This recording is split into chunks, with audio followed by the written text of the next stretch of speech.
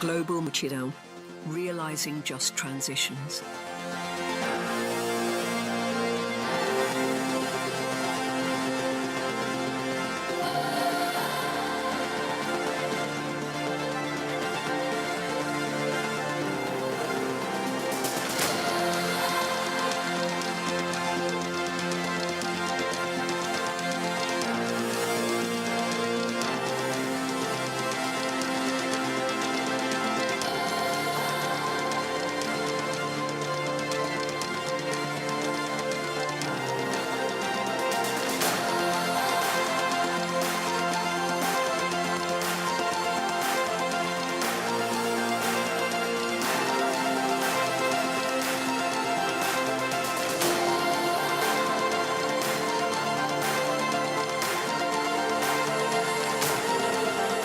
Welcome to the German Climate Pavilion at COP30 in Billy.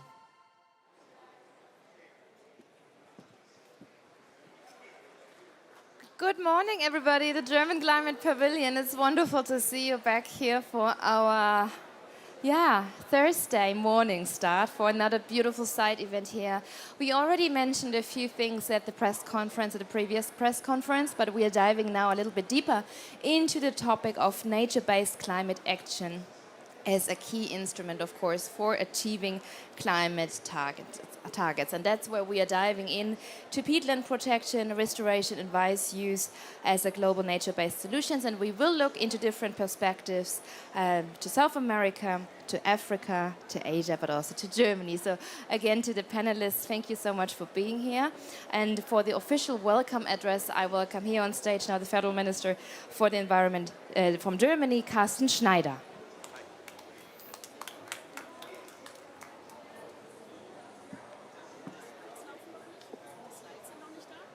Yeah, once again, good morning, bom dia, good morning, members of the Advisory Council, guests, ladies and gentlemen.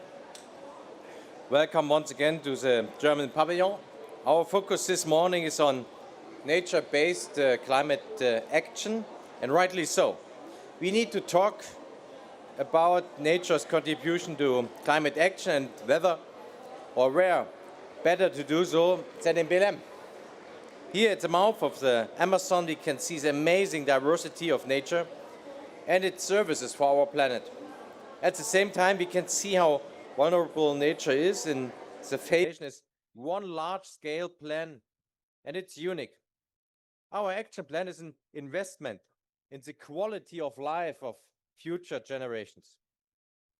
Such immense tasks require a solid scientific basis. It is important to continue developing the action plan and adapting it where necessary. This is why the work of the German Advisory Council on Nature-Based Climate Action, a typical German word, it is so crucial. I hugely and highly appreciate this work. Thank you. You can. The Council comprises a number of highly qualified experts from a range of disciplines such as ecology, climate research, soil science, and landscape planning. The Council's analyses and recommendations help us to further develop and future-proof our action plan. They are the basis for ensuring that our measures are implemented where they will have the greatest impact, and this is important, the greatest impact for the climate, diversity, and humanity. The action plan that I could present in autumn. You will hear more about that shortly. Cooperation with you is a good example of successful interaction between the scientific community and policymakers. We need your expertise to bring the land use sector back on track to net zero and to target our support programs even more effectively. Your input and commitment are an important contribution to the success of the action plan. Thank you so much for your excellent recommendations. And I thank everyone involved in implementing the action plan on nature-based solutions for climate and biodiversity. The policymakers and stakeholders from the scientific community, industry, agriculture, associations, and municipalities. Nature needs you. It needs all of us. We must never forget that healthy nature is probably our most important insurance policy for the future. So, thank you very much, and I hope you have a wonderful morning.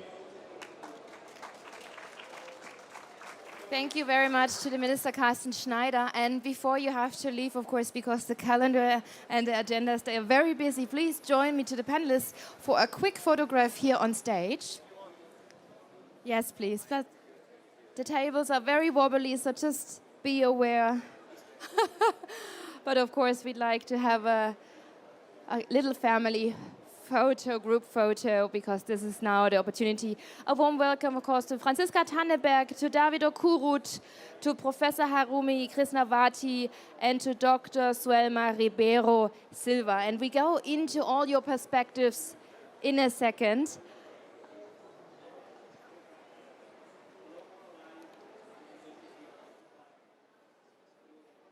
Beautiful, because we'd like to... Everyone, this is a very prominent event here. Thank you so much, and thank you, dear Minister, for making the time. Thank you very much. Okay. Ladies and gentlemen, a round of applause again for this start into our event. And of course, also to you, ladies and gentlemen, a warm welcome in our live stream. It's wonderful to have you with us here, virtually joining us. Virtually joining us is also the keyword now for our next keynote speakers. We have two impulses now, and I start with Anke Herold on the nature-based solutions as cornerstones of Germany's climate and biodiversity strategy. She's a geoecologist and the co-chair of the Scientific Advisory Board for Nature-Based Climate Action and the executive director at the Okot Institute in Germany. So now she's based in Germany, sending your live. Yeah, you can hear us well, right? So Anke Herold, wonderful. The stage is all yours, and we are so much looking forward into your perspective. Thank you. Mrs. Gallus, and a very, very warm welcome to everybody that came here to the German pavilion to listen to this side event. It's a big honor to speak after our minister and to kick off the program of this side event. My role is to give some further insights into the German action plan on nature-based climate action. And my co-chair, Matthias Drösler, will follow my presentation. Next slide, please. And then the next. So first of all, the minister already mentioned our body, the Scientific Advisory Board for Nature-Based Climate Action. We are an interdisciplinary body of 16 scientists that advises the Ministry of Environment on issues of nature-based climate action, and in particular on the implementation of the Federal Action Plan on nature-based climate action. Next slide. Here you can see the objectives of the action plan. It covers climate mitigation, but also climate adaptation and resilience of ecosystem, but of course also the enhancement of biodiversity and protected areas and the improved status of ecosystems. So you can see it's really using synergies and really integrating different objectives into one action plan. Next slide. There are 10 fields of actions. We have a short time here in the side event and we'll focus on 4 of them. On the protection of peatlands and rewetting, on forest ecosystems, settlement areas and soils as carbon sinks. But the real action plan is broader than what we present here. Next slide. And maybe as this has not been mentioned so far, like this action plan is the largest funding effort that Germany has done in the climate and nature area in the past, and it covers almost 4 billion euros up to 2028. So the scientific advisory board is also about like giving recommendation on how to spend this money in the best way to use all this, to achieve all these synergies in the objectives. But this slide is more a bit of the background where we stand in Germany in the land use sector. You can see on this graph that there was a big peak of our emissions around 2017, and the projections look as we will have further emissions from the land use sector. And then with the red dots, you see the German targets, and that there is quite a big gap between our projections and our targets for the land use sector. One of the reasons why we have this gap is that after the targets were set, there were additional methodological improvements of the German inventory that led to additional almost 22 megatons of CO2 equivalents of emissions, because additional emission sources were added to the inventory. But the biggest effect were that there were natural disturbances and climate impacts in forests, which led to almost 67 megatons of CO2 equivalent additional emissions. So the reality developed quite different to what was assumed when the targets were set in 2022. Next slide, please.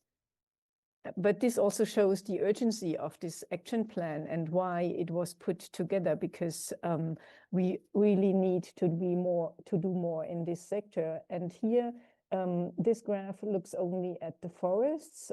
Currently, Germany has the storage of carbon in forests, about 2.2 billion tons of carbon. And in this period, where you can clearly see the graph going up between 2017 and 2022, there were droughts followed by pests and beetle infections with significant losses of trees, in particular conifers, and reduced growth rates, which turned the forests in Germany from being a CO2 sink to a CO2 source. Therefore, the focus of this action plan in forests, or one of the focuses, is the adaptation of forests to climate change to safeguard our existing carbon stocks in forests. And a large share of the budget of the action plan also goes to forest ecosystems. Next slide. As I just mentioned, I go now more like to the measures in the action plan in the forest area. Like one, as this is really important at the moment at the national level, is the adaptation of forests to climate change. There is financial support to forest owners and forest managers for adaptation. So we try to do an active forest conversion of existing forests into more adapted forest types, and to create species-rich, near-natural and climate-resilient mixed deciduous forest through conversion and also through restoration. So we try to support natural forest dynamics in this program. So there will be no clear cutting, but an opening of forests and an introduction of more resilient species, and also a mandatory share of dead wood in these measures. Another important activity in the action plan in forests is the protection of old growth stands of beech forests, with an extensification of the use and a logging ban for 20 years of these old growth forests. We can achieve additional carbon sequestration. So this is a measure which is important in the short-term perspective. This is something done in forests owned by the government. And our body estimated that we can achieve almost 2 megatons CO2 equivalents when this is implemented. And the third area in the forest is that it's also about the expansion of the forest cover, and there's also financial support for forest owners and management. Next slide. Then I come to the next area, which is the field of action. This is settlements and transport areas. I think we all know that urban nature is important also for climate adaptation and air quality, because interconnected green spaces act as cooling and fresh air channels, and at the same time we store carbon in urban trees and shrubs and urban habitats. It's also important in relation to recreation aspects and the living conditions of all our populations in cities. And here the target is also to reduce the land take for human settlements to under 30 hectares per day by 2030 and to 0 by 2050. And the carbon storage target in the action plan is to gain additional 2.4 megatons CO2 equivalent by 2030 in the settlement areas. Next slide. And this is implemented through funding programs for nature-based solutions in municipalities and rural areas with additional planting of urban trees and creation of additional green spaces and oases. So by mid this year, 1,200 projects have already been approved. Municipalities are also supported when they create natural green spaces. There are also 400 projects approved so far. We implement model areas for water smart city. Another activity is de-sealing and restoration of soil functions in cities. Also support of nature-based solutions on the areas of businesses and enterprises for the investments there. An integration of nature-based solutions in urban land use planning and some additional areas. And with this, I give the floor to my colleague, Matthias. Yeah, hello from my side as well. A warm welcome to Belém, to everybody who is there, but as well to those who follow us on YouTube. I take over. Thank you for the first part, Anke, and talk a bit about soils as carbon sinks and peatlands. Next slide, please. So one of these methodological issues which tackled Anke with the higher emissions was as well because mineral soils made it lastly to the inventory, and there is a big gap. There was a big gap of knowledge about that, about the processes and about the dimensions. But there's as well a good option to contribute to climate mitigation with nature-based solutions, mainly with the introduction of agroforestry systems, so including hedges, hedgerows, rows of trees and copses on arable land, but as well on grassland. What we proposed was as well to need new funding schemes for strip cropping systems, undersowing, living mulch systems and cover crops, so things which are embedded in the classical management of a farm. So low threshold introduction to more biodiversity friendly and climate resilient farming methods. De-sealing is a topic as well, restoration of soil functions. If we look to the grassland part of the mineral soils, there should be a high potential, but there's more research needed, and we have a special group working on that to think about potential enhancement of carbon storage therein, always in link with a good management and biodiversity. Carsten Schneider mentioned already this INK program, so the further development of the funding program 2.0, and for that topic, the mineral soils, there is the expectation till 2045 to have a mitigation potential of 15 megatons of CO2 equivalents, contributing significantly to this goal of being climate neutral in the LULUCF sector by 2045. Next slide, please. Let's step over. Next slide. I don't see the change of slides. Ah, yeah, okay. Next, we step over from, no, go back, please. We step over now from mineral soils to organic soils and talk about peatlands as the second bigger part here in my part of the presentation. Organic soils in Germany are about 1.9 million hectare of surface. You see at the left-hand side a map of Germany with the peatlands concentrating in the north, so northwest, northeast, and in the south. There are some riverine wetlands as well, so the floodplain areas, but in that part of the talk, I've concentrate to the peatlands. Germany is efficient in several things, but it is efficient as well in drainage. And we have 90% of drained peatlands over whole Germany.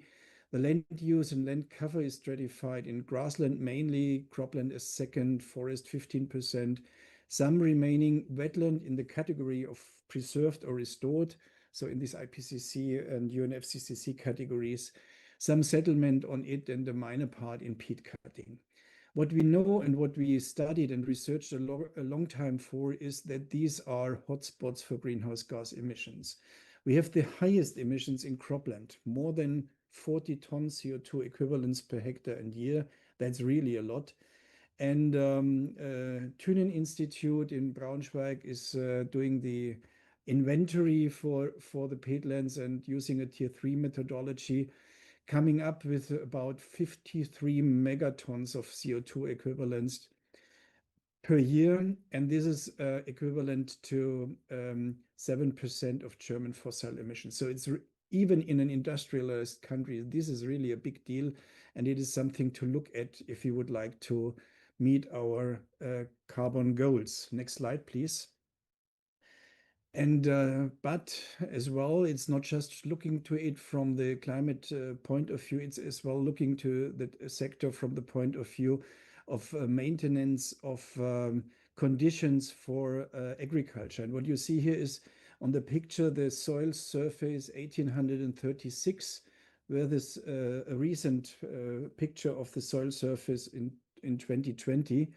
There was a post fixed in the subsoil almost 200 years ago, and you see the shrinking surface subsidence rate over Bavaria, over Germany of 1 to 4 centimeter per year. That makes it really difficult in the long run to continue with farming practices in a drain system. So you will simply lose the soil basis. Next slide, please.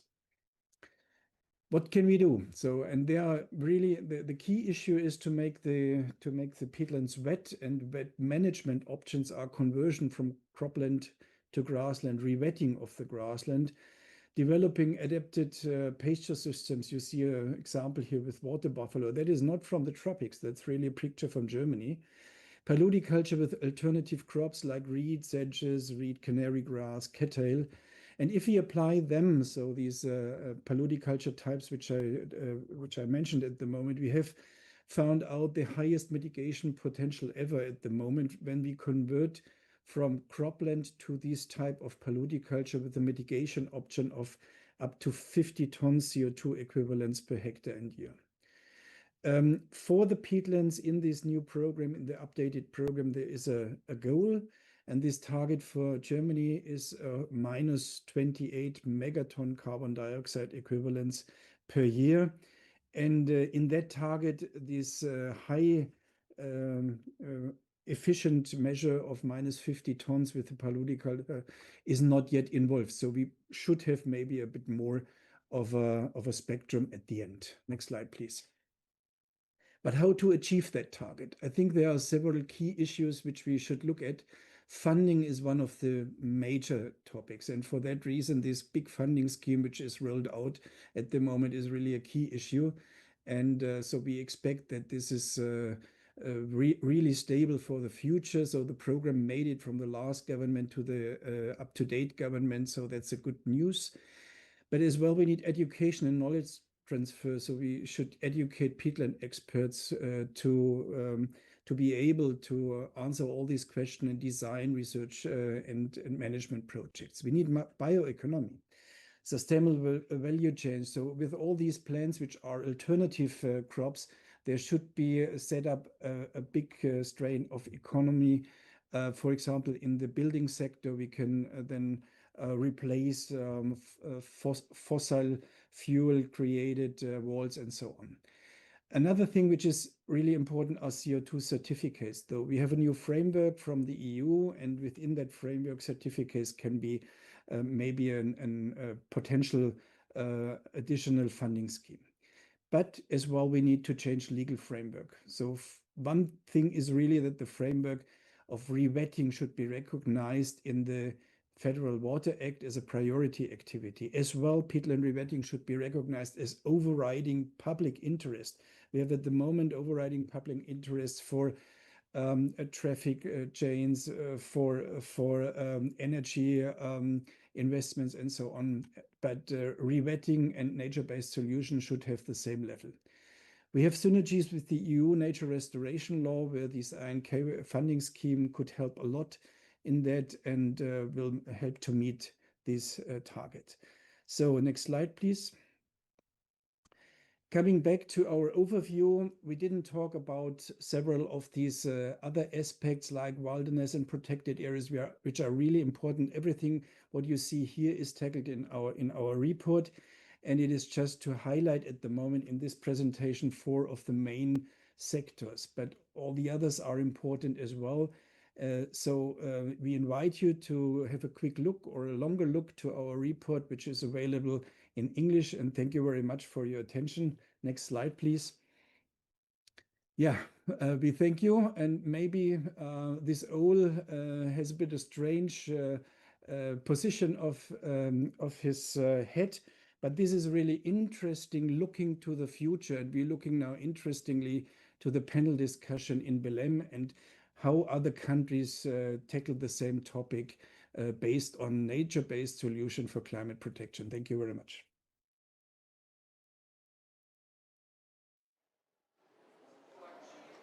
Thank you to Anke, Herold and Professor Matthias Drösler, co-chair of the Scientific Advisory Board for Nature-Based Climate Climate Action, excuse me. Thank you so much for your inputs. And with that, of course, we start into our panel debate. As I already mentioned, we are now diving into different perspectives when it comes to peatland protection, when it comes to restoration, and of course, the wise use of a global nature-based solutions. So may I kindly ask my panelists to join me here on stage. I'll do the proper introduction in a second. So please come on stage with a round of applause. Franziska, Tanneberger, Professor Haruni, Krisnawati, Dr. Suelma, Ribeiro, Silva, and David Okot. Come, join me. Thank you.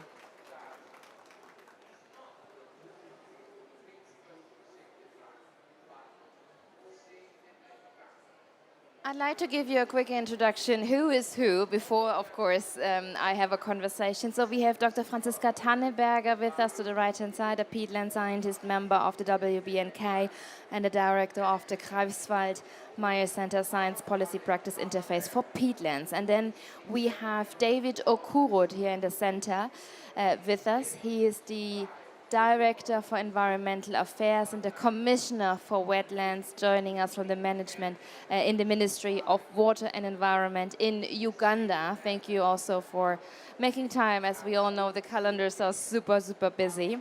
We have next to me Professor Haruni Krisnawati with us. You're the Senior Advisor to the Minister of Forestry, joining us from the Ministry of Forestry in Indonesia. Thank you very much. And last but not least, we have here in the center Dr. Suelma Ribeiro Silva. You're a researcher at the National Center for Research on Biodiversity and Ecological Restoration of the Chico Mendes Institute for Biodiversity Conservation. To all of you, welcome again, of course. And when we dive now into the challenges for peatland restoration, we first will look into the perspective of Germany. And that's, of course, where I looked to Franziska Tanneberger. So, Franziska, take us with you. What are the main components of Germany's ambitious and systematic approach when it comes to scaling up rewetting and scaling up paludiculture? Yes, thank you very much. It's 3 things I would like to share with you. The first is, if you look at that scenario here, I think one thing is really crucial. We have the Paris Agreement, and this year we are celebrating the 10th anniversary of the Paris Agreement. And what is something we can easily do, actually, is to translate the Paris Agreement to peatlands. So for Germany, this means, of course, no further drainage. But we heard already from Matthias, we have been so efficient, we almost drained everything. So there's hardly space for more drainage. But it also means that we have to rewet our peatland area that was drained in the past by latest 2050 to achieve the Paris Agreement goals, to be net zero. And this is illustrated here. If you look at the left-hand side, you see what we have, like what we had in 2020. Most of the peatland area, which is there with the different land use categories, grassland, cropland, forest land, and so on, is dry because we drained so much. And now in the decade, this decade and in the coming 2 decades towards 2050, we need this process of bringing the water back, rewetting these peatland areas. And then in future, our peatland area will look different. We will have much more green on it, which means that the peatlands are wet again. A large part will also be still agricultural area, probably grassland and maybe cropping paludiculture, maybe also grassland with a bit lower water tables, because it's not everywhere equally possible to have high water tables. For, of course, the settlements, we also do not want to rewet fully, but the majority of the area will be in a wetter stage to achieve the Paris Agreement goals. So then 2 things what Germany is doing right now. And one thing is that we have now a network of large-scale projects testing paludiculture as wet agriculture on rewetted peatlands. So this is something that is still in development, and we need to test it, we need to do research on it to better understand it. And this is a network of 10 projects you see here on the Germany map. It comprises projects that are funded over 10 years. So it is like very, very great to us, because in the past it was always short-term projects, 3-year projects. You cannot rewet a peatland in 3 years' time. So we are very grateful that our ministries of agriculture and of environment fund these projects. They involve 36 institutions and more than 200 people. And you see many of them on the ground here. And they are all working on paludiculture now, because without agriculture on these rewetted lands, it will not work out. This is very much clear in a country like Germany. So it is all the different projects in the different regions of Germany, and also we have a central project that we are running together with Thünen Institute in Braunschweig, where we collect a lot of data, where we really measure what's going on, also on a socio-economic level, in a business economics level, to better understand paludiculture. And then the second thing, it is about creating new value chains. And a chain you can probably not fully push from the peatland. You need somebody to pull it from the other side. That's why we need the businesses to be involved. They need to have demand for it. Otherwise, we produce biomass on these lands, but maybe nobody wants to buy it. So there's now an alliance of companies in Germany. It's not by now 15 companies. They cooperate, so they really support each other, they share knowledge, and they have all committed themselves to do a pilot product on paludiculture.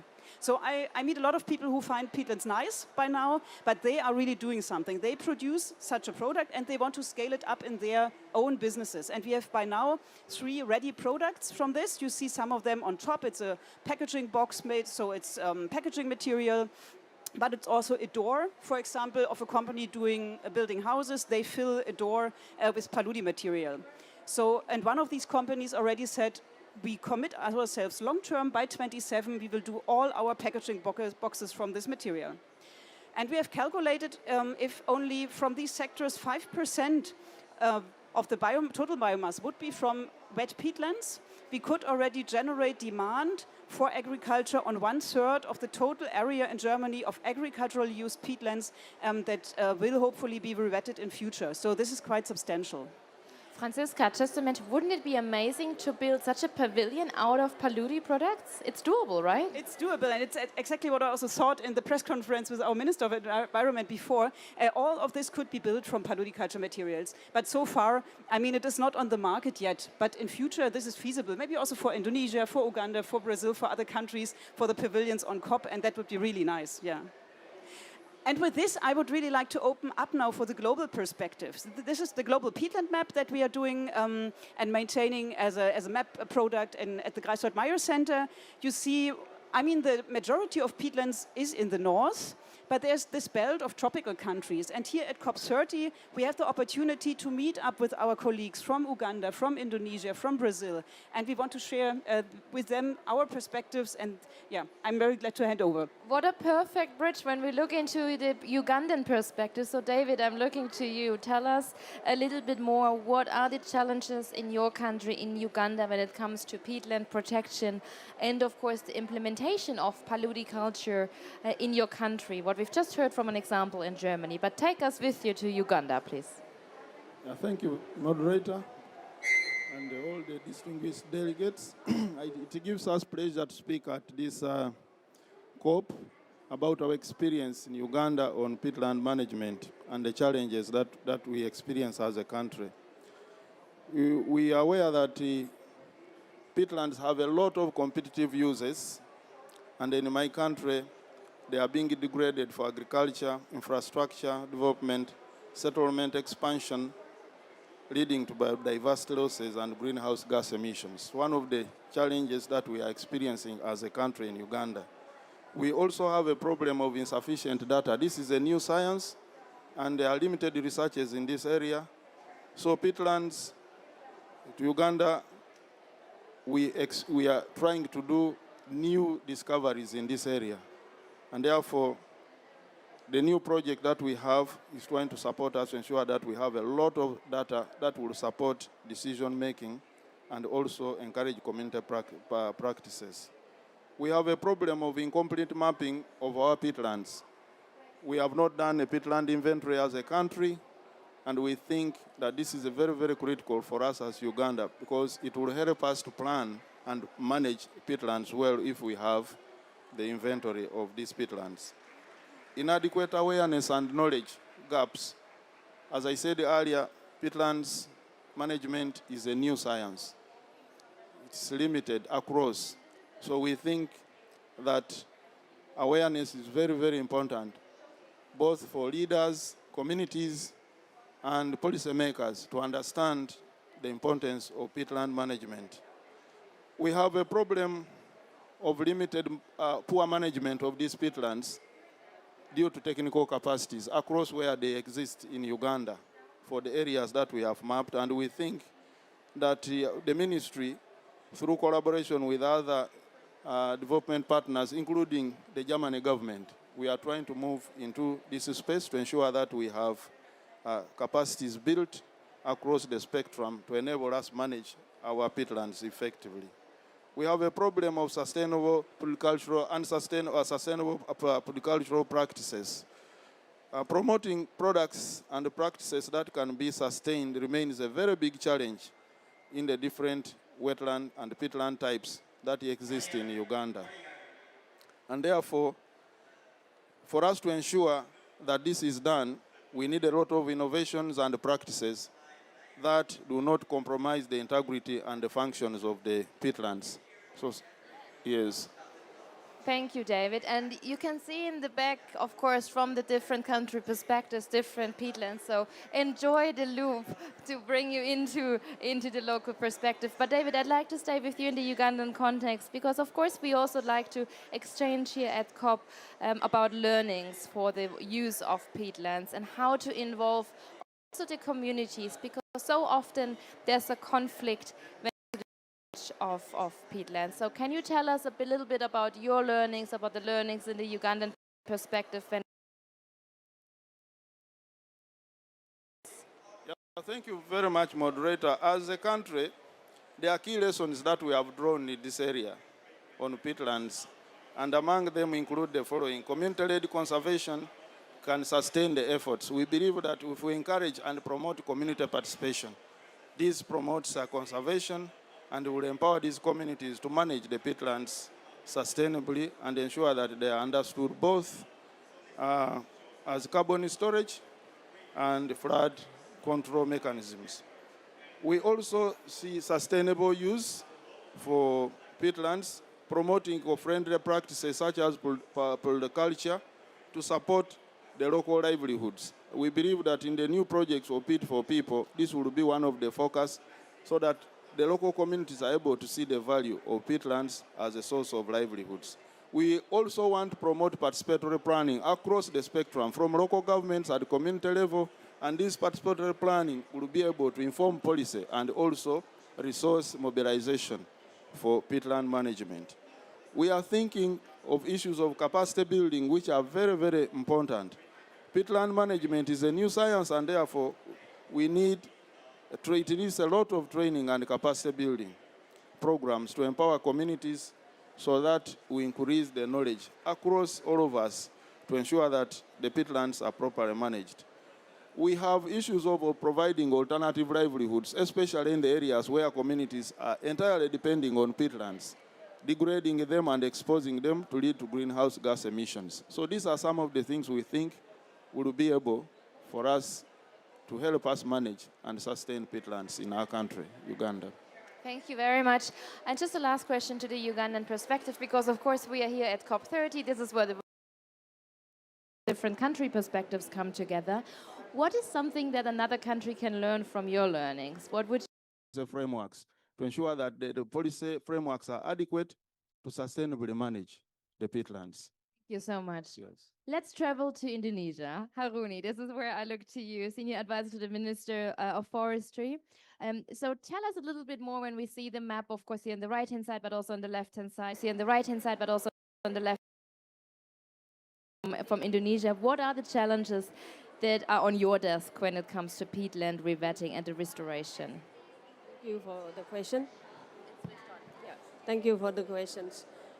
Peatlands is a complex landscape, and for us, one of the challenges is about the pressure on lands. We know that people have lived and worked and trained peatlands for decades, and shifting the land use practices will require alternative livelihoods and also constant monitoring. And the other challenge is about the hydrology. And we know that peat domes is huge, deep, and also interconnected. One canal on the corner will affect the entire dome of the peatland. So restoration will require water management and also consistent monitoring, particularly during the climate change impact. And of course, peatland doesn't follow the administrative boundaries. They doesn't care whether it falls within two district, two province, or even on the concession. So aligning the national, provincial, and also local rules can be complicated. And sustaining community participations will also a challenge. Restoration will not succeed unless the local communities involved in the peatlands activities and also they receive the benefits. And we talked about the social forestry program, we talked about polyculture and smart agriculture, and this will require long-term resource. And the other important thing is also securing long-term financing. We know that restoration is very expensive, and they will require the financial fund. And rewetting is only the beginning, and maintaining the restored peatlands, preventing from fires, and also supporting the community livelihoods will depend on the stable and predictable the funding streams. Thank you. And again, the question why Indonesia have been able to move relatively quickly into the process of rewetting peatlands. What was your recipe in that regard? Yeah, I would like to highlight several key factors. I think the first is relating the political commitment from the governments. We understand that after several fires in 2015, peatland protection and restoration will become the national priority, and we place a strong regulation, and also we create a dedicated restoration agency. At the time we have peatland restoration agency and then peatland and mangrove restoration agency, even though now it's no longer exists, but the function and the mandate as we know that about 75% of peatland in Indonesia is located in forested area. So our Ministry of Forestry in charge on that, and because this also located in production forest, protection, and also in what we call it, conservation area. And today, as you know, in the previous Ministry of Environment and Forestry now split into two ministries, Ministry of Environment and Forestry, Ministry of Forestry, and the BRGM, the Peatland Restoration Agency, is no longer exists, and as the majority of peatlands in the forestry area, so the Ministry of Forestry will be managing peatland, and this means that within the jurisdiction and day-to-day operations, of course, the Ministry of Forestry and collaborate with other stakeholders, including the private sector, academic, research institution, and other land ministry will be work together on protecting and managing the peatland landscape. And one of the more important thing is we place community at the center of restoration. Local communities will support or will contribute work in canal blocking and then monitoring water level, and also they protect peatland from fires. And through social forestry programs, and many now have legal access to forest land, including peatlands, and that sense of ownership has been one of the stronger driver of sustain peatland. And the other thing is peatland is also part of the follow sector, and we have a national program we call Follow Netching 2030, and this give restoration is a long-term mandate, and we have annual target and dedicated monitoring protocol. So even with institutional changing, restoration continue because it is part of our national commitment to achieve a netching on the land sector by 2030. I have also, of course, the question, what other countries can learn? I mean, we heard from David, local empowerment, the integration of the local communities. What is something from your perspective that is a priority that other countries can learn from the Indonesian perspective? So, yeah, thank you. Several lessons may be useful for countries seeking to restore peatland at scale. I would like to highlight a few one. The first, strong and consistent policy matters. Without clear regulation and restoration effort can become fragmented. And Indonesia, political will and regulatory clarity will what allow rapid scaling peatland restoration after 2015 fires. And second is about the hydrology. The peatlands must be managed as peat domes, not as administrative units. Restoration succeeds when water management respect natural hydrological responses. And empowering communities. They are the ones that who support the government support to monitor, to maintain, and also to protect peatlands long after the project ends. Yeah, so social forestry, livelihood support, and recognition of local community has been essential in Indonesia, and also integration between restoration and fire risk management will be also important. Rewetting alone is not enough, so early warning system, fire bridges, and continuous monitoring is also essential for reducing fire risk and maintaining restore ecosystem. And of course, one of the most important is long-term financing and embedded restoration at the national scale. So for Indonesia, peatland restoration will contribute significantly, as I said, to the climate targets on the follow sector. So integrating restoration into national target will help attract result-based payment and contribution, and will create long-term continuity. Thank you very much. Ladies and gentlemen, so we heard the Ugandan perspective, the German perspective, the Indonesian perspective, and last but absolutely not least, now we are going into the Brazilian perspective. With us is Dr. Suelma Ribeiro Silva. And of course, we also want to learn from you, what gives you a headache when it comes to peatland protection in your country? What are the challenges that the peatlands in Brazil are facing? Good morning, everyone. I would like to thank you for this opportunity to be here and to share information about the peatlands in Brazil. Before to talk about the challenges, I would like to briefly explain what peatlands are and where you can find them in Brazil. It's very important to understand the challenges. So to begin with, peatlands are wetlands, especially for your people that you can see now. To begin with, peatlands are wetlands where partly decomposed organic matter accumulated on the permanent water saturation, forming extremely carbon-dense soils. In addition, the peatlands are not restricted in Brazil to forest environment. Of course, in the other places too.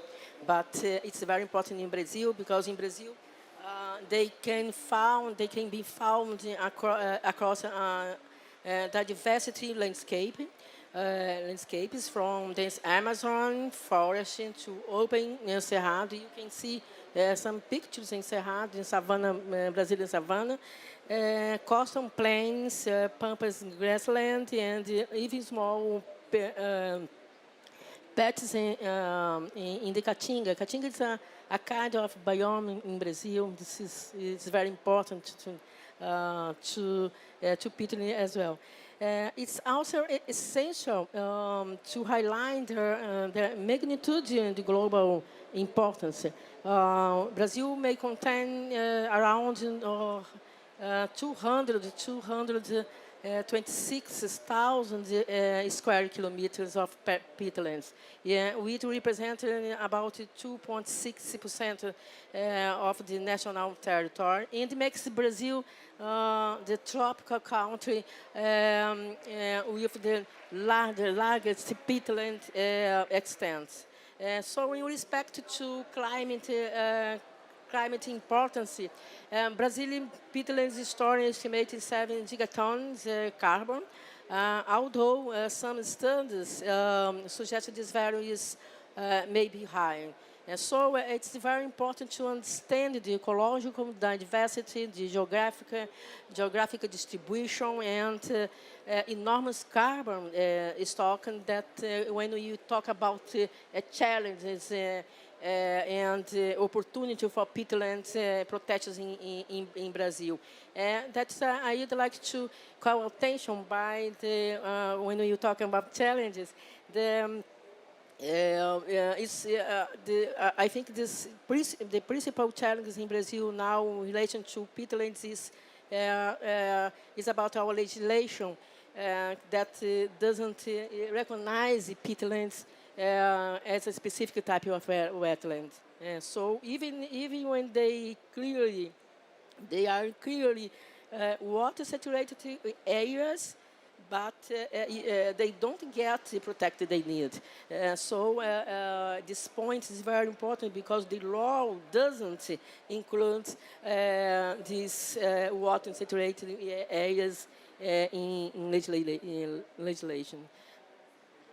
Josie? So is this something that you like to address? And the question also is, of course, the question, are peatlands then sufficiently involved and addressed within the system of the protected areas, or is this what you meant by integrating that into the legislative system, or what would you say to include the peatlands more within the system of the protected areas? What's needed? Yeah, but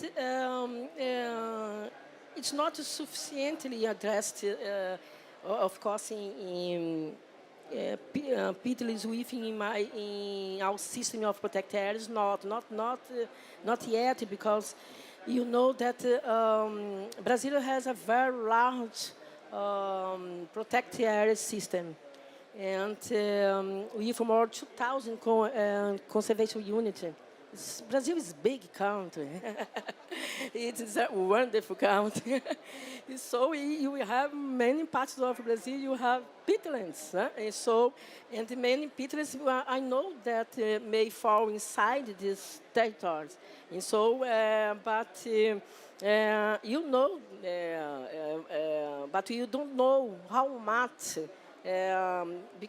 because you still don't have complete mapping. You have to invest in mapping to have inventory in these areas.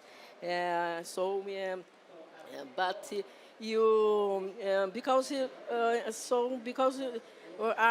peatlands are recognized legally, they're not managed as peatlands. So because the peatlands you can find in other parts of the ecosystem, but it's not recognized as peatland. So even when they inside the conservation unit, they don't receive, of course, a specific attention for this. Thank you, Obrigada. Thank you so much for also bringing your perspective, because the lack of mapping, that was also something that David mentioned before. But to bring in this question again, because we are here at COP, of course, coming together, learning from each other, what would be your perspective? What would be something, you know, that you would like to give to other countries as a recommendation? Because this is a Brazilian lessons learned. What is something that other countries can learn from the Brazilian example? I think that Brazil has this experience with an integrating fire management. It's very important in Brazil, especially in protected areas. So I think it's a good opportunity to share with you this, because the integrated fire management can play an essential role in protecting peatland, not one peatland, but peatlands and the forest, because are two ecosystems that are deeply interconnected. And so we understand that by organized actions for prevention, planning, and response, the integrated fire management can reduce wildfire, for example. Which today this wildfire represents one of the threats to these areas. Okay. Wonderful. Thank you so much for all your perspectives. Coming back to Franziska, because of course you mentioned it in the press conference, but also in your input when it comes to the peatland breakthrough that was announced here at COP30. So tell us, how does the way forward look like when we look into the peatland breakthrough? Yeah, at the very end, I'm very happy again to share that here at COP30 on Monday, there was a pre-launch of a peatland breakthrough. These breakthrough processes are under the COP30 action agenda. We have already one for mangroves, for example, and this is now the peatland breakthrough, which has just started. It's under the high-level champions, with them together. It's with a wide range of organizations involved: Wetlands International, UNEP, FAO, Grasshopper Center. It's in very much close collaboration with the Global Peatlands Initiative, and it was pre-launched on Monday. Now there are several countries already supporting it. The official endorsement process is just started. There's a science-based framework now of global peatland targets and guiding principles. And the countries that are already supporting it, Uganda is among them. It is Peru as well. And it's Germany since Monday officially. So we are very happy about that. And yeah, the work is just starting. And one thing is very clear. So we will not achieve these targets without very good collaboration. And this is what we are here for. And I'm very grateful that we could share this panel and our perspectives and also experience today. Wonderful. Thank you so much. What exciting times here at COP30. Once again, thank you to Dr. Franziska Tanneberger, to David Jokurut, to Professor Haruni Krisnawati, and to Dr. Suelma Ribeiro. Silva, this is your round of applause, and thank you for joining us here at the German Climate Pavilion. And with that, I would say I'll see you soon again. Thank you. Bye.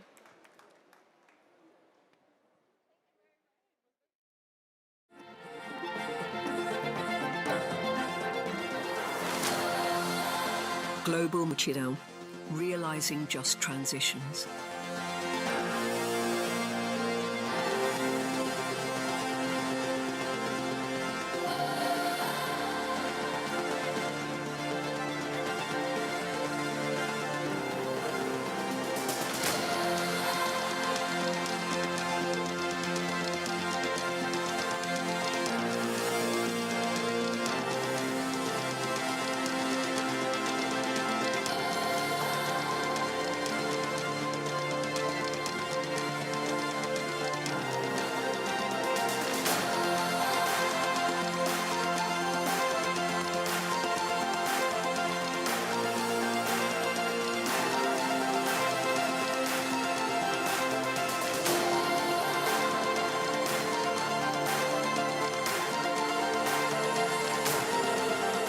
Welcome to the German Climate Pavilion at COP30 in Billy.